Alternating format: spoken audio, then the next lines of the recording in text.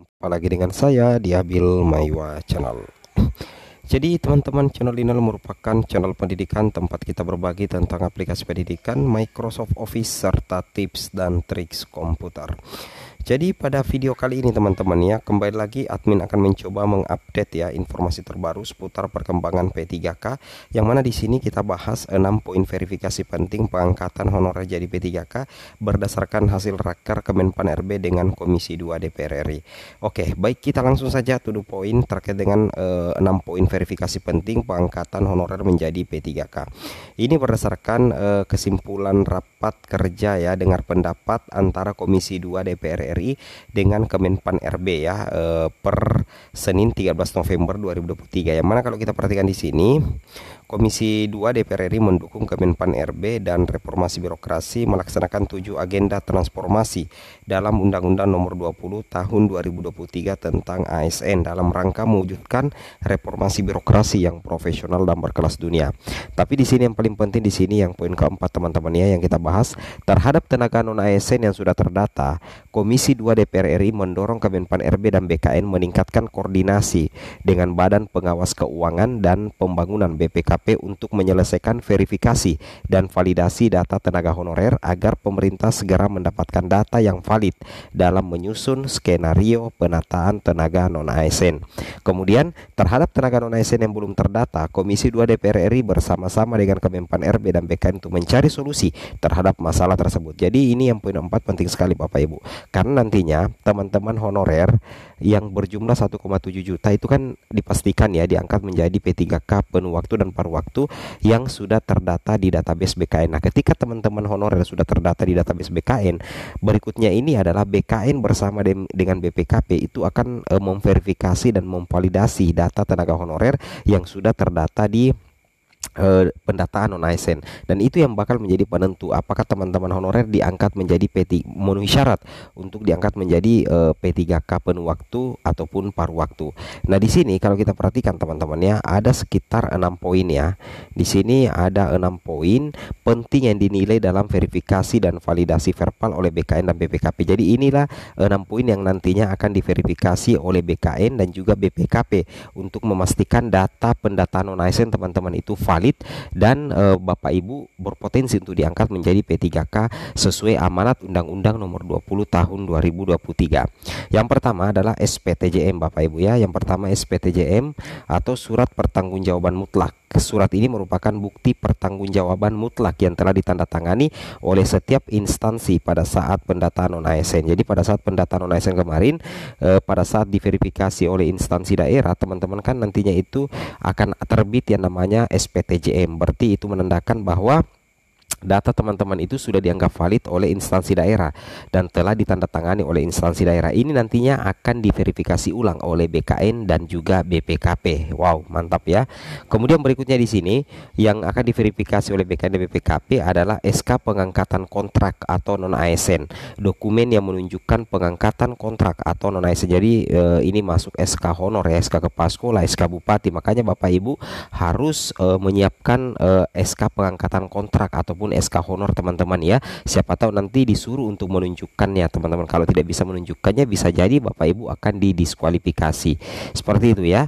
Kemudian yang ketiga, masa kerja minimal 1 tahun ya. Jadi masa kerja teman-teman itu 1 tahun.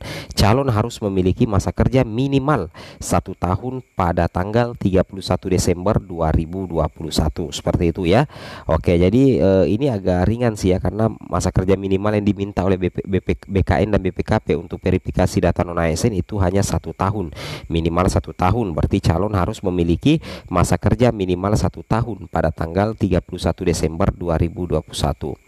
Kemudian yang berikutnya keempat adalah usia minimal dan maksimal. Nah, di sini usia juga menentukan teman-teman.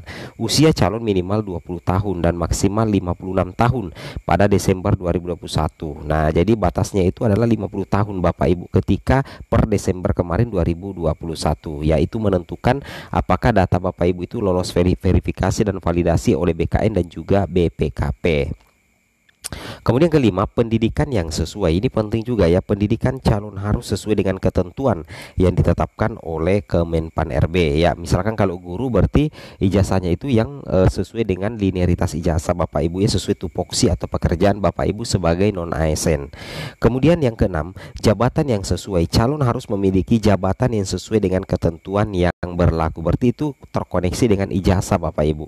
Kira-kira misalkan ijazah S1 pendidikan agama, jabatan sesuai itu kan guru ya, guru agama Islam misalkan ya, logikanya seperti itu. Jadi jabatan sesuai, jadi intinya calon harus memiliki jabatan sesuai dengan ketentuan yang berlaku, ketentuan yang ditetapkan oleh Kemenpan RB pastinya teman-teman ya. Mantap. Sumatera Utara sudah ditetapkan tersangkanya kepala dinas dan pejabat yang terkait.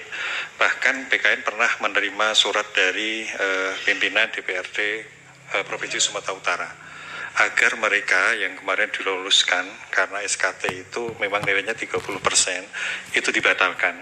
Tapi sampai sekarang kabupaten tersebut tidak mengambil tindakan, mereka tidak kita tetapkan nomor NIP-nya dulu, kita hold karena ini belum selesai. Yang lainnya tetap jalan. Ini dari sebagai bentuk pertanggungjawaban agar tidak menjadi kegaduhan. Sementara mereka sebetulnya kalau dilihat dari nilainya itu sebelum itu memang di bawah dari mereka yang seharusnya lolos karena mungkin SKTT-nya tidak bagus. Jadi ini yang pertama. Yang kedua, kaitannya dengan kebocoran soal, kami sampai saat ini belum menerima pengaduan Pak Pimpinan, karena soal itu sebetulnya sudah dieksekusi oleh BSSN. Jadi kami membuat bagaimana caranya supaya soal itu betul-betul aman, dan pada saat itu dilakukan seleksi, itu betul-betul hanya dari pihak-pihak BSSN dan pembuat soal yang tahu, yaitu konsorsium dari perguruan tinggi yang ditunjuk oleh Pak Menteri Pendidikan dan Kebudayaan. Kemudian yang ketiga, sewa laptop. Memang kita sewa laptop. Tidak mungkin kita mempunyai laptop tersendiri yang jumlahnya di beberapa titik lokasi sampai ribuan itu, maka kita sewa. Tapi pada prinsipnya kita akan memformat ulang. Jadi tidak yang dikhawatirkan tadi kalau misalnya soalnya itu jadi bocor karena sewa laptop, kita sudah format ulang. Sehingga harapannya memang tidak akan ada lagi laptop-laptop itu yang mungkin sudah dimasukkan soal-soal atau yang ada upaya-upaya yang tidak benar dari beberapa pihak yang tidak bertanggung jawab. Dan ini sudah kita lakukan uji forensiknya, sehingga insya Allah laptop yang kita sewa itu aman. Kemudian yang keempat, kaitannya dengan joki, memang selama ini masih ada upaya-upaya yang dilakukan untuk perjokian ini. Tapi karena kita sudah menggunakan face recognition, 2 kali kita gunakan ketika masuk dan ketika akan mulai tes, maka joki itu alhamdulillah bisa tertangkap. Nah, sehingga kalau misalnya tadi ada kembar 2 itu by system sebetulnya bisa kita tangkap, karena kembar pun mesti ada bedanya, ya ada bedanya. Jadi ini kita mengandalkan sistem yang sudah kita bangun selama ini dan alhamdulillahnya memang bisa berjalan secara objektif. Paruh waktu yang sedang kita atur di dalam Permenpan Pak saat ini. Nah kemudian guru yang SKTT tadi memang dari Kemendikbud. SKTT itu ada 2 Pak. SKTT untuk khusus itu prioritas dan tenaga honorer. Yang kedua SKTT umum. Walaupun nanti SKTT-nya yang umum lebih tinggi, secara berurutan yang akan dimenangkan walaupun dia nilainya lebih rendah dari yang umum, dia yang harusnya menang sesuai dengan Permenpan. Karena ada urutan prioritas. Jadi kalau saya misalnya nilainya 10, kemudian yang umum itu setelah SKTT 12, saya yang harus dapat. Karena di Permenpan kami menyebutkan bahwa secara berurutan prioritas yang pertama termasuk P1 tadi Pak Gaus izin, yang kedua adalah tenaga honorer. Jadi mereka. Jadi kalau ada formasinya 2, maka dia akan masuk 2 di situ. Nah ini mungkin kalau pelanggaran-pelanggaran itu tadi mungkin itu praktek di lapangan yang memang harus diproses secara hukum. Kemudian dari sisi regulasi, penyelesaian tenaga non-ASN ini, walaupun belum selesai di PP ini, kami sudah siapkan Pak perangkatnya semua. Termasuk 2022, 2023, 2023 itu 80%, 2024 setelah ada undang-undang itu 100%. Tapi kami mengharapkan memang seluruh Pemda itu yang punya kewenangan untuk mengusulkan itu problemnya.